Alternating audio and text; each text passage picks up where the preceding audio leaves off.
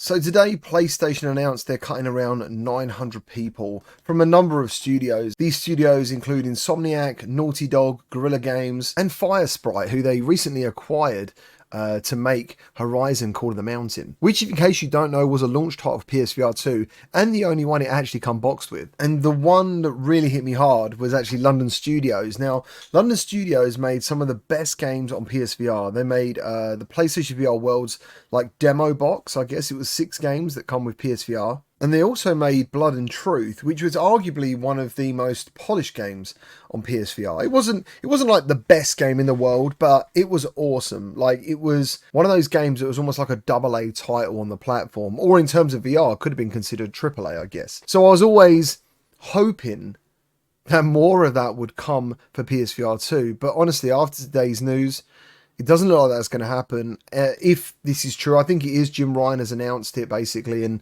then Bloomberg reported on it. But only like 2 days ago, Supermassive Games as well, the makers of Rush of Blood and Switchback, have also downsized the company. So it's not looking good. I'm kind of worried about the overall picture of gaming in general, because PlayStation have delivered some of the very best VR games I've ever played. And the fact they're still locked on a previous system still winds me up, but I've made videos about that plenty of times. It's just scary. You know, you kind of look at the space. For example, Helldivers that came out, it's a massive success. They couldn't even handle the amount of people trying to play it online all at once.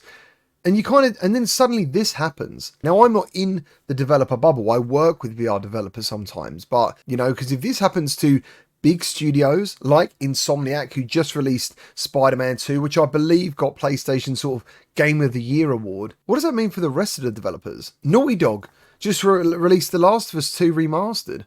And The Last of Us must be one of the biggest selling games in the history of PlayStation in general, like the series.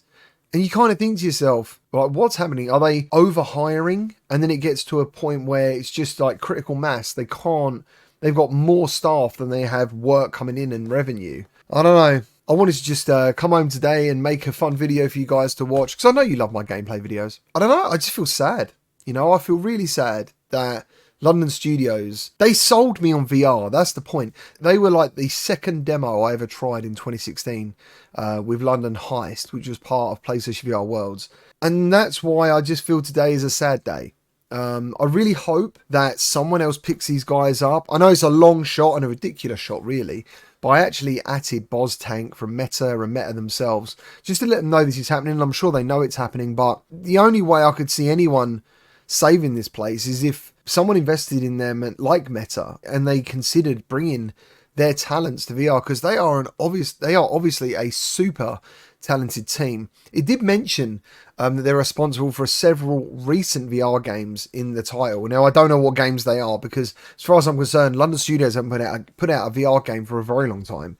But there it is. 900 people are about to lose their jobs, which is obviously terrible, you know, in general, regardless of the exact studios that I care about, that VR I care about. It's just really harsh.